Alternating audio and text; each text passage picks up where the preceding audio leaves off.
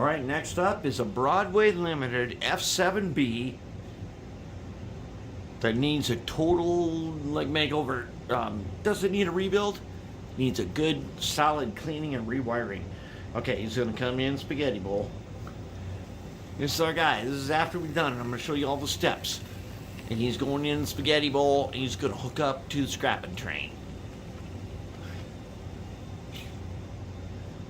If he's got it, we'll see if he can make it.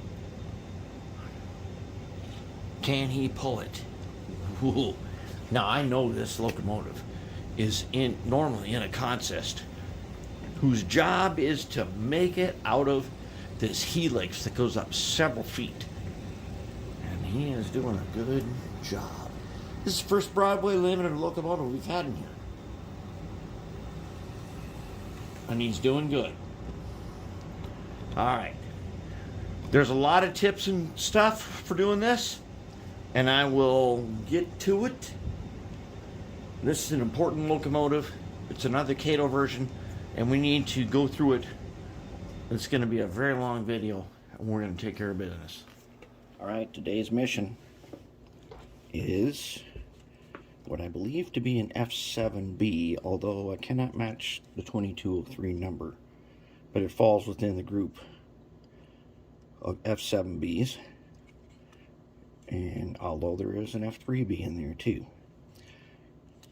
Right now I can't tell who made it. It does definitely look like an Atlas, Kadee, Stewart kind of setup here like we've seen. So it's one of those. It's in that family. So we're going to get this thing opened up. I don't know what's wrong with it, but this unit is used a lot. This is a regular unit used in consist, and one of its jobs has got to go up and down this helix. And it's in the dead line. We're going to find out what's wrong with it, and we're going to see what we can do. The shell comes off the usual way. You just unclip it and lift it right off. We don't really have any lights or anything to deal with. So we've got this decoder in here. It looks like, again, NCEDASR. And attached with some tape. Yep. There's our motor down in there. Alright, so let's unsolder this and take this all apart. Well, this does remind me a lot of a Proto 2000 body here, but still, I don't have a lot of Kadee style stuff other than Atlas, and I still don't know which one this is, but we'll get to it. Fuel tank's off, and let's get the insides out of here. Alright, so this thing comes apart really, really easy. And the tricky part is to get the worm covers off. I'll show you that later. So I got the motor here. It's on the bench tester. And we're running at 6.7 volts. And it's got decent strength to it. It isn't terrible. Turn up to about 9.5. That's plenty good to run this locomotive. Sounds okay.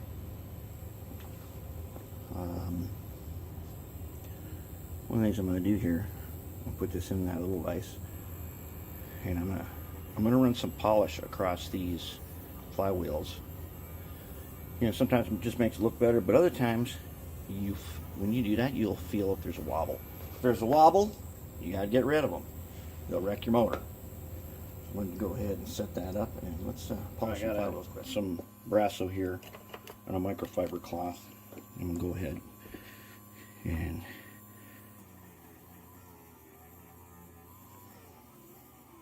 now if there's a wobble, you should be able to feel it. Sometimes you can see it.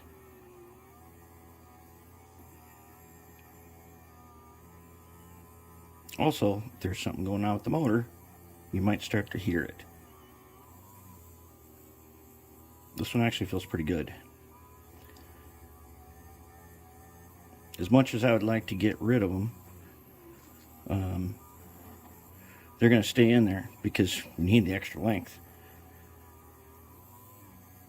for these special kind of shafts they had. We're not going to replace these. If this works, we're going to keep it the way it is.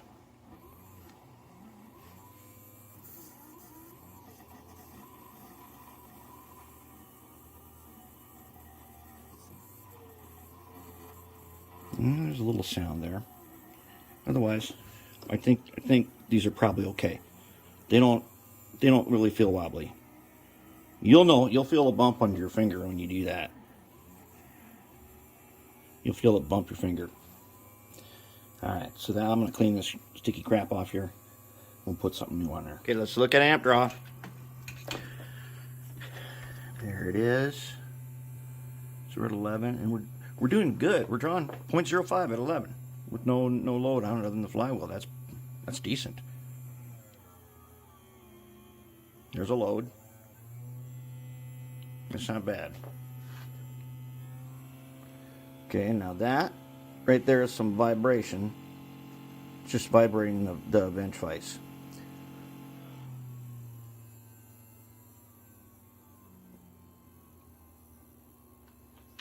But just running it like this with a little air tool oil, I put the air tool oil on the bearings. Doing pretty good now. This is decent. I mean, it's not powerful like a 280 would be. But it's doing pretty good for no load, 0.05. That's pretty decent. I think we're gonna call this motor is probably good to go. We'll find out later when we test it though, just like we did yesterday. All right, getting the trucks apart is a bit tricky. Side frames. One, be careful of this end thing. That it's not really glued in there. It just goes between them. Just don't break it. We got one of these systems again. As you can see, this is like an Atlas one. Cap split on this. Cap's basically worthless. And if that wire is just held, we're going to solder that back on there like we did on the U36. But for now, we're going to leave it here because I'm thinking that this system again might be unique to each side. Here's the gear arrangement. So it looks like these gears are marked. They tell you what they are on them. Yep. So it looks like it's going to be. It looks like it's going to be the big one, two the same, and one more intermediate side. We can figure that out later, but that's what it looks like. This thing is full of grease. I mean, that's some thick Teflon grease right there. Now, getting this side frame off here is turning out to be very tricky. It is really stuck on there. I might just throw it in the ultrasonic the way it is, and maybe heating it up can get rid of some of that stuff. Wheels are very full of grease and fibers. But you've got to take out, in order to get the trucks apart, you will have to take out two screws that are right there, hidden on the side. Take those two screws out and then it'll start to come apart. And then we got something we can work with. Alright, I'm going to get these parts in the cleaner and I'm going to bring them back. Alright, we have to pull a flywheel. Because this red wire right here is a piece of crap. It's got to go and we got to replace it. Now to pull this flywheel, we're going to clamp it in the bench vise. Let me show you something else. This is a tool from Northwest Shortline called the puller. On this particular case, the puller will not work on this. Now normally we don't use this for flywheels anyways, but I have found that this is a very useful tool for pulling worm gears. You can't clamp let's say it's a Kraus Maffei ML4000 with the steel worm on it. You can't clamp that in the vise, because if you do, you wreck it. This puller works great for that. It's an expensive tool and it's great for worm gears, but not for this, not for pulling a flywheel. For pulling a flywheel, it's just too thick and it won't fit in there. So what we gotta do is use an ear nail and a donkey kicking. Gotta get our ear nail in there and give it a donkey kicking like that.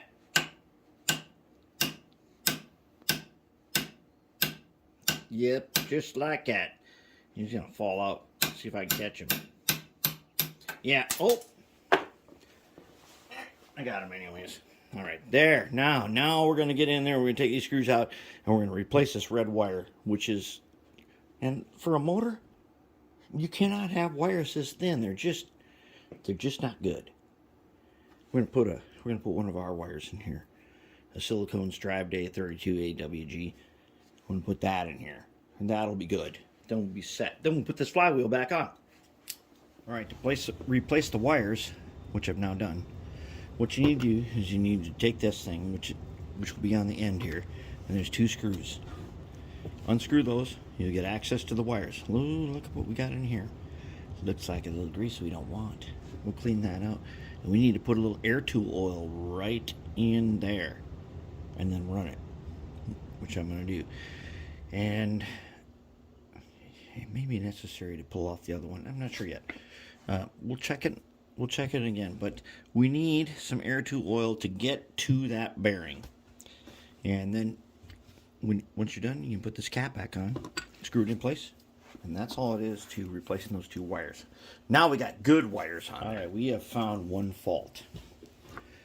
Here's the fault. When we took this apart, these wires had not been run through these 2 holes, which they are supposed to be. Yep, they're supposed to be run through those 2 holes like that. There. Now we can put, wait, is that right? No, that can't be right. Alright, that's not right. Alright, this wiring problem is a problem. One, this has got to be the worst possible design I've seen in a long time. What I did was I put the, oh, and it broke off naturally because I kept on putting on, had to cut this channel here. We have to get this cap on here, and the wires got to come out. And what they did before, there's 2 screws that go in here. What they did before was they took some super thin wire and they just pinched it. That's not good, man. We can redo this, no problem. And now I took the moto tool like this, and I just cut a channel. Because you got to have that. You can't have wire pinched like that. That's just a no-go. I mean, this ain't a terrible motor. It's okay. It's got a nice long shaft on each side. But this plastic cap thing where you do this for the motor mount, man, that's a horrible design. But we got it fixed. We got a channel in here now, so our wire can go through here. We can't have our wire pinched like that, but we're good now. So now we can get on with putting the trucks back together and getting it all wrapped up. Well, I think I got her identified. This would be a Broadway Limited, and it's another Kadee, which is the same as an Atlas and the Stewart, but they all got their, each have their unique little things to them. And the unique thing about this one is going to be these gears. I'm going to show you. So let's get set up to put gears together. Get out the MAG-1. Now, for those of you who don't know or forgot or didn't hear when I said a few videos ago, if you can't find MAG-1 at your Autoport store, chances are they have Valvoline, and Valvoline also has the red lithium, and it's great stuff. And their spec sheets are pretty close to each other. All right, so one of the things we always fear with these Kadee designs are these kinds of pickups. Why? Because as we found out with the U36, they only fit one way on one side. And not only that, they had to go on the correct truck because sometimes this was forward, sometimes it was to the rear, and they only went one way. On this one, I think we're okay. They both appear to be exactly the same. Another little interesting thing is when I was putting these side frames, getting them off they were hard to get off because they got 2 pins on them. And to me, that seems like overkill. These 2 pins go in here and hold it in place. What turns out that I did not know was the bottom one is actually the bottom one can actually come out. And so you can just push that in place to lock it, and next time you can pull that out and then it should come out with no problem. And I did eventually find a data sheet on this, and it does not really have any useful information. But here's a piece of useful information. These gears, very interesting gears. Now, can you see what I see?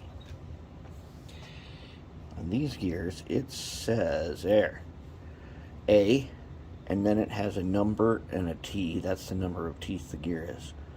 And it's only on one side. Remember the Stewarts, they said Stewart on them. This has an A and the number of teeth the gear is. That's kind of useful. Especially, let's take some MAG-1 here and quick do these sockets. So we want a little bit on that one. Oh no, just a little bit right there. A little bit right there. Right there. A little bit right there. That's good. Let's hit the other side. And just a little bit.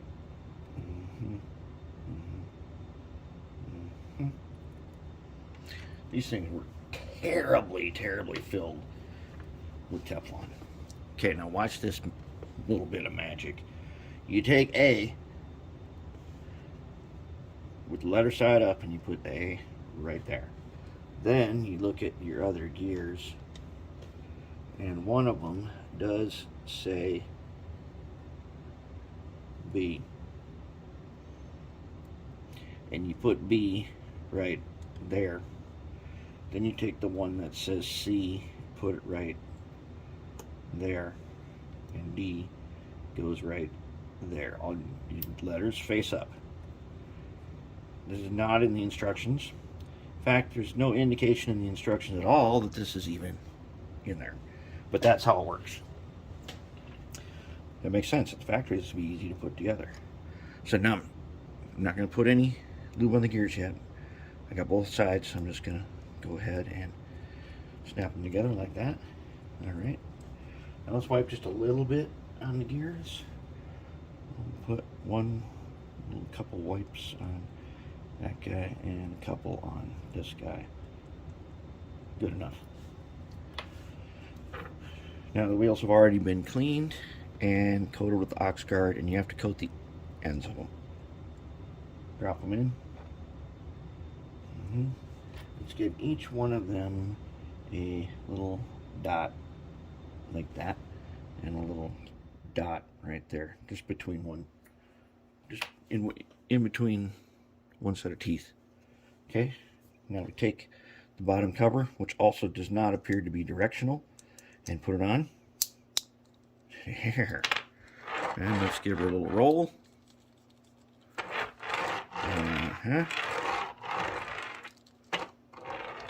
Beauty. That's the way it's supposed to feel. That is good. Okay, and then we take our worm, take the air tool oil. Let's clean off our screwdriver. We are going to get a dot. By the way, since I got a quart, I also got these little guys that have oil in them. You can use a little tiny dropper. But we don't need that much. We need a little bit less. So we take a little dot here, and we get in between the bronze bearing and just on the shaft for one end. We put a dot on that end. Then we take the thrust washer, put him back on, put the bronze bearing. Okay, that lubricates the bearings, and the air tool oil does not wear out through wear and tear. Okay, set those aside. Good to go. I said we got this guy's ready. Now it turns out that one of the main problems of this one was the fact that these wires on the truck were kept on by these clips, and they were not soldered in place, and these clips got Teflon on them, and they just basically fell apart. They came apart. So bad conductivity right off the bat. Not only that, it had spread, as you saw, onto these guys. It was everywhere. It's on the wheels. No wonder why I couldn't get a good current. In a DCC, that means you probably couldn't get a good message through of commands. All right, I've already tinned these guys. I'm going to go cut off a chunk like that, and I'll wire up the backside. Now, I'd probably go ahead and put a dot of some liquid electrical tape on top of there.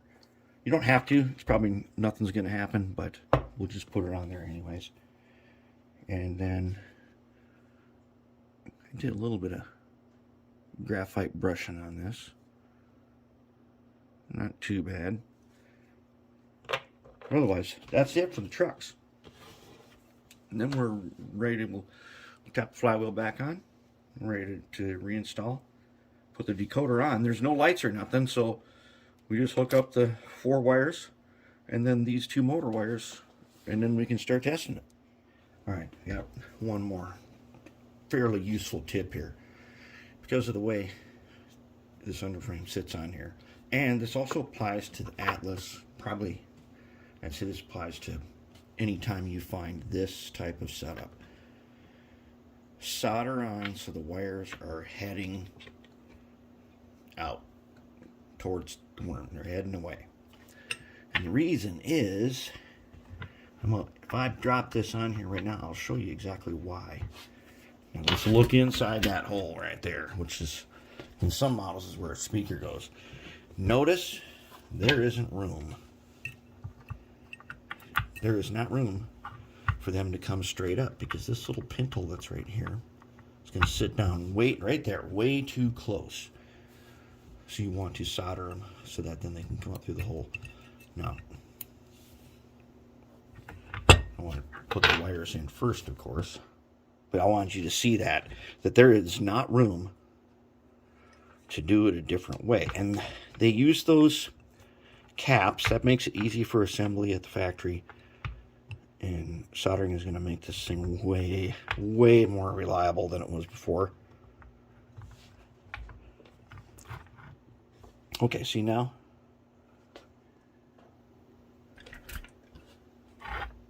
In that setup, and this we found this to be true on that U36C, didn't we? That Atlas Master? That we need to do wires like this.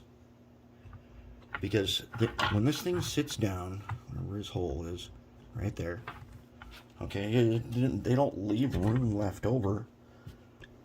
There's no special place to bring the wire. So now it's going to curl around like that.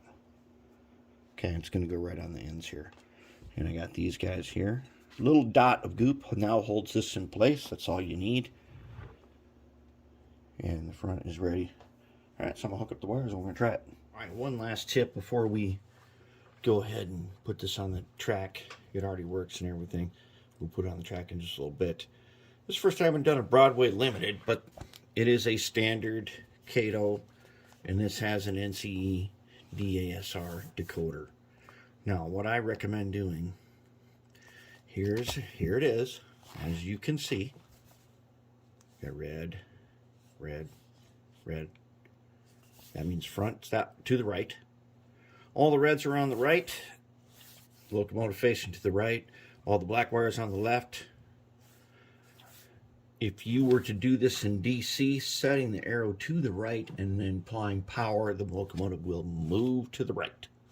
That is the way we do things. That is the standard way that all DC, and if it's good in DC, then you do the DCC in the same way.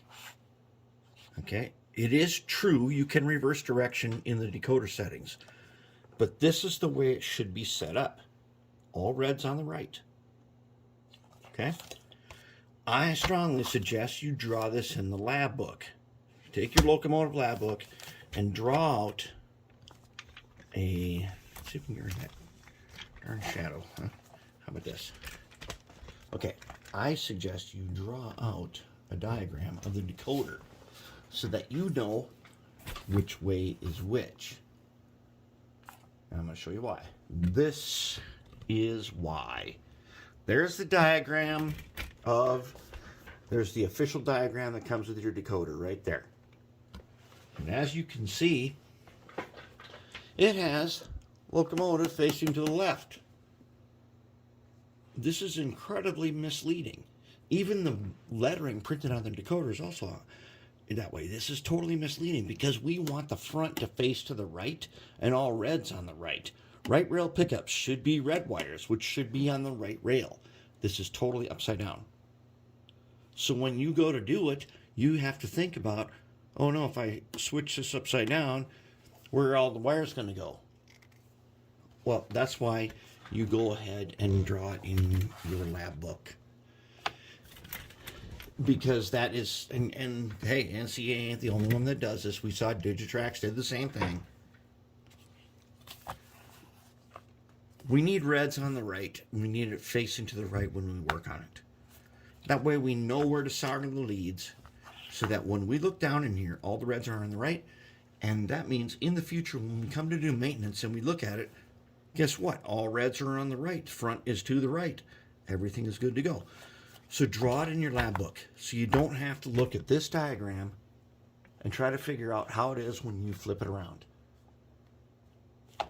And that's a problem of documentation, which is nothing. We can deal with it. We got a lab book. That's the purpose of having these lab books, is to write down these kinds of secrets. Okay? All reds on the right. Do not trust the diagram right here where it says upper and lower. That may not be true on all motors. And even on the Revolution 1, you need to test it against the trucks to make sure that when the worm gear is installed, the truck moves in the direction to the front, and you check the Rev 1 motor to find out, is it turning in the direction that you want? Because if it's not, you just flip it over. Now we kept the same motor in here. So on this one, because we kept the flywheels, the programming is acceleration and deceleration are both set to 0 because we got flywheels in there. And this Broadway Limited, I have to say, it was kind of cool to work on it because it's so easy. There is nothing to this. We didn't have to worry about lights or nothing. All we had to do, and it was already set up pretty good. All we had to do was clean it up. And we had to solder the contacts from the wheels. And we had to clean the wheels and put some Oxgard on there. And we had to get rid of all that Teflon grease. And then, now it's going to be good. So I'm taking it over to the test track, and we're going to run it, and we're going to wrap it. Okay, let's try them out. Here we go. The Broadway Limited F7B. Here he comes in through the 5 bridges. He's going to make spaghetti bowl. Oh yeah, oh man. He makes spaghetti bowl, no problem. Hold on, let's go back. Does he really make it?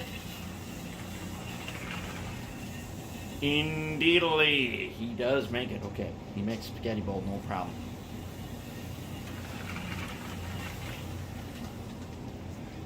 How's his slow speed though? How is it? Is it good? Is it really good? I mean, we did improve him a lot. I think it's looking pretty good. There's speed step 2. And he's headed for bridge 15 on speed step 2 with a stock motor and flywheels. Kidding me. Man, he actually can make it. Is that crazy or what? It's a Broadway Limited F7B. He made bridge 15 on speed step 2. Let's go ahead and bring it back. Oh, he has no problem on 15. But can he pull and can he make the Spaghetti Bowl Challenge? Alright, so the Spaghetti Bowl Challenge will be this. We got the CCX train in here. That's like 6 boxcars that are heavily weighted. Oh, down there. There's Mr. Helper down there. Just in case. Just in case. I don't think we'll need him, but he's ready. Just in case. Remember, we needed him last time. But let's go ahead on. And we're going to set for track 6. To set for track 6, we're going to switch this guy right here. And switch that guy right there. And let's see. Can he make it? Here he comes. Here he comes. Let's bring him down here quick. Okay, drop his speed. Is he going to make track 6? He makes it. He makes it. Now, can he couple on? Let's just bring him down to about speed step. Oh, did he get it? Did he get it? I don't know. Oh, he got it. Okay, the CCX train is kind of heavy. It's not as heavy as a scrapping train. But to get out of the yard on track 6, you need some agility. You can get out. We are. I think it looks like. Oh, we are going to get out, aren't we? We're going to make it. Oh my goodness, we did make it, and we made it quick too. Now, the other question is, can we bring him back in? Can we bring him back? Okay, here it comes. 5 bridges. 5 bridges. We're on about speed step 24. Let's bring it up to about speed step 40. Nope, 30, 37, 42. Speed step 42. I'm gonna make it into there. Oh my lord. Dang, this guy really, he can do his stuff. It's pretty good. This is the Broadway Limited F7B. And I happen to know that this locomotive, this unit right here, has a really hard job for years as basically as power to go up a helix that is round and round. You got to go up several feet. This guy's got it. And we got it, and he's set. He's ready to roll. I'm going to have to call it. I'm going to say, this guy is done. Looks good. Works good. Excellent. That's 3. 10 to go.